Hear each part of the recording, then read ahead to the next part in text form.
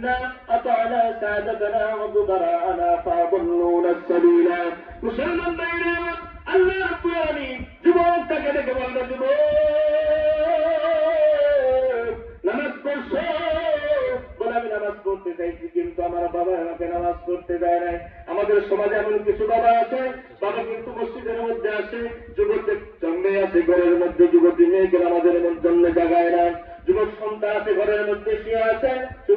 যুবক সন্তানটাকে কিন্তু আমাদের জন্য জাগায় না মুসলমান ভাইরা জিজ্ঞেস করা হয় তুমি মসজিদে আসছো তোমার একটা যুবক সন্তান আছে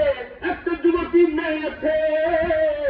এই মেয়েটাকে কি তুমি আমাদের জন্য বলছো বলে না বলি নাই মুসলমান ভাইরা আমার ওই সন্তানটাকে তুমি আরামের জন্য তুমি ডাক দেওয়া অবশ্য কঠিন কিয়ামতের ময়দানে তোমার বিরুদ্ধে আল্লাহর সামনে দাঁড়ায় মামলা দায়ের করবে